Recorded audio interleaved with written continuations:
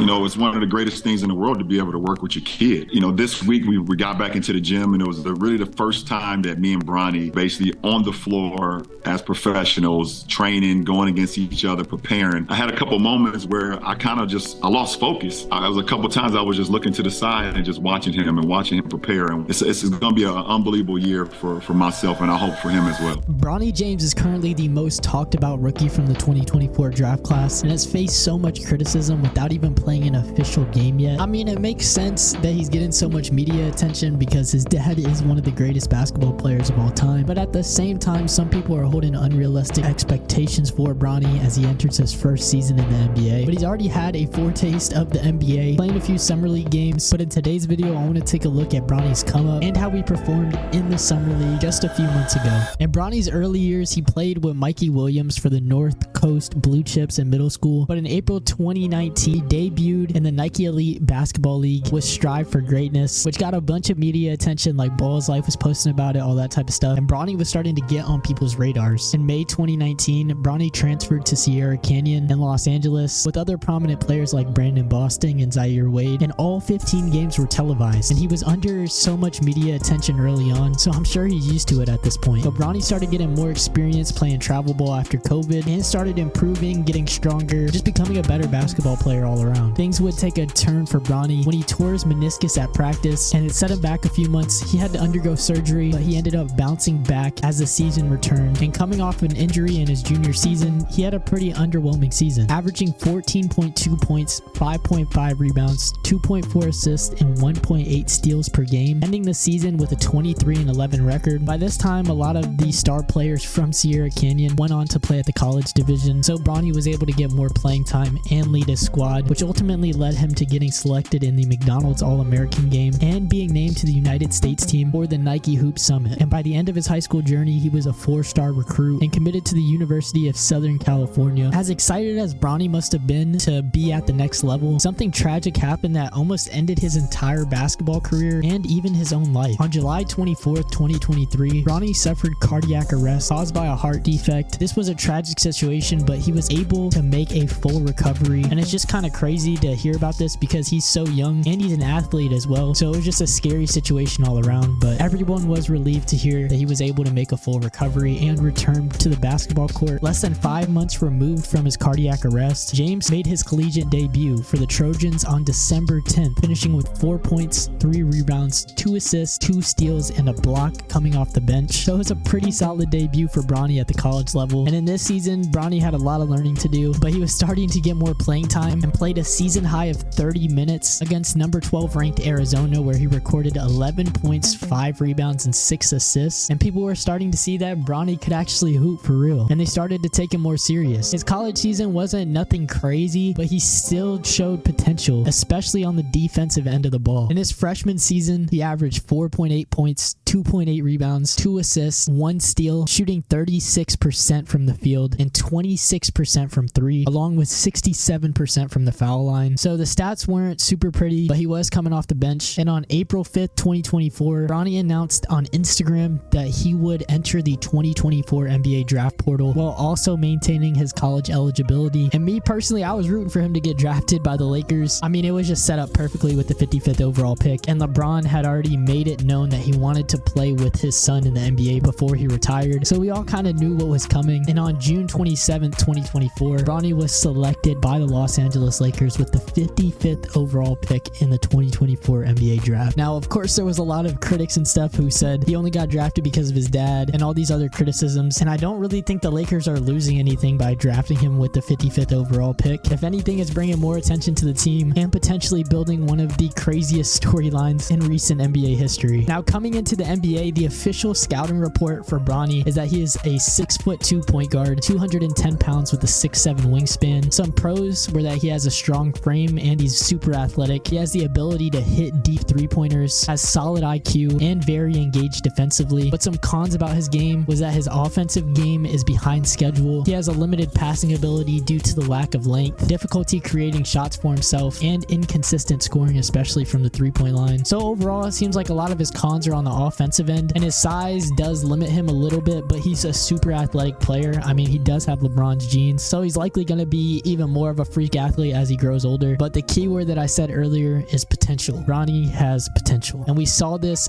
in the NBA Summer League. Bronny was able to play a few games before the official Summer League began in the California Classic. He played a total of 2 games, and in one game he didn't play because he had swelling in his left knee. But in his first game at the California Classic, the Lakers Summer League team matched up against the Kings Summer League team, and Bronny got his first start. So on a Saturday in July against the Kings, Bronny stepped onto an NBA court for the first time, but he got off to a slow start along with Dalton Connect, and Bronny scored 4 points on 2 for 9 shooting in a 108-94 loss to the Sacramento Kings. But Bronny scored his first points on a drive through the second quarter, and LeBron even reacted to it. Come on, man, that's tough. That's tough. Get loose. He also had a few other highlight plays despite missing some open looks, including a steal that facilitated a fast break and a 17-foot jumper after a step back. He also had 2 assists and 2 rebounds, and was a good first game to get him used to the pace, with a lot of analysts saying it was to be expected. Even though his production wasn't too far off what he did as a freshman at USC, he was really engaged defensively, and it's a necessary part of the process. In the next game, he did not play against the Warriors due to swelling in his left knee, which was very minor, and he was able to return the next game. And in his final game at the California Classic, the Lakers would go on to lose again to the Miami Heat. He only was able to put up 3 shots during this game. However, he had 5 rebounds, 3 assists, 3 blocks, and 2 steals in 29 minutes. And we've seen some growing pains from Bronny in the California Classic, but it's to be expected. And a lot of people were starting to highlight the pros and cons of his game. A lot of people were really highly critical of Bronny as if he's supposed to be some top 10 pick. And we're about to see in these 4 games that he played at the official Summer League in Las Vegas. In Bronny's first game in Las Vegas, the Lakers matched up against the Rockets, and Bronny was able to play 27 minutes in this game. However, he really struggled shooting from the field. He shot 3 for 14, which is 21% from the field, and 0 for 8 from three-point land, and he really struggled in his debut against the Rockets, and the Lakers lost, but he had a chance to redeem himself against the Celtics, but unfortunately, things would not pan out for him once again. In 25 minutes, he only scored 2 points, 3 rebounds, 1 assist, shooting 1 for 5 from the field and 0 for 3 from three-point land. And that was the second game in a row that he didn't hit a three-pointer. So people were cooking him online. It was pretty bad at some points, but like I said, he's been under the media attention his whole entire life. This was nothing new to him. He will get another chance at redemption on Wednesday, July 17th, when the Lakers matched up against the Hawks. And this would be the first time that Bronny and the Lakers won in a Summer League game, in a really close 1-point win against the Hawks. And Bronny really started to turn things around in this game. Despite playing less minutes than the previous 2 games, he was able to put up 12 points on 5 of 11 shooting and 2 for 5 from the three-point line. And he would follow up that game with another solid game against the Cavs, where in 25 minutes he scored 13 points with 5 rebounds and 3 assists. And another 4-point win. He shot 5 for 10 from the field and 1 for 3 from three-point land. And it was funny to me because the narrative changed so much from the beginning of Summer League, when people were saying, oh, he's a bust, he'll never be good, he just got in the NBA because of LeBron, to now where he had 2 solid games and now everybody's like, oh, there's hope, he's gonna be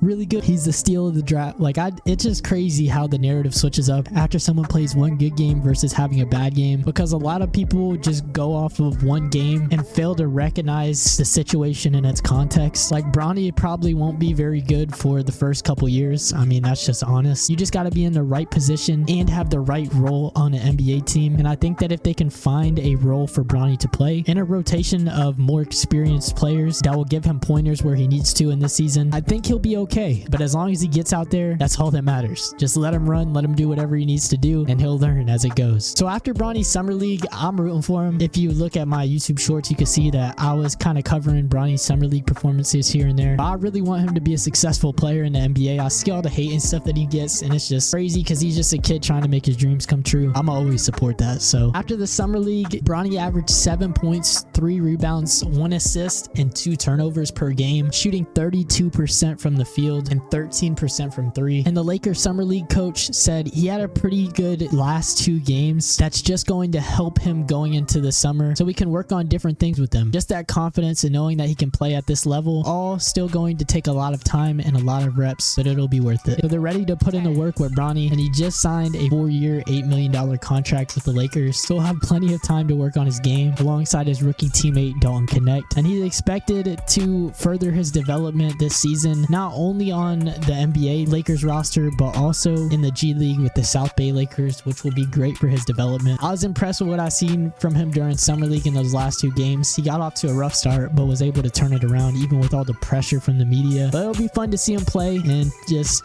see him have fun out there. And like I said, I'm rooting for Bronny. But let me know what you think about, his first couple games in the Summer League, and if you think he could become a successful player in the NBA. I'm really interested to hear your comments down below. If you enjoyed this one, you gotta check out this video I just did about Victor Wembanyama. Speaking of the future of the NBA, Wemby is the face of it. Hope you guys enjoyed this video, and I'll see you guys in the next one. Until then, peace.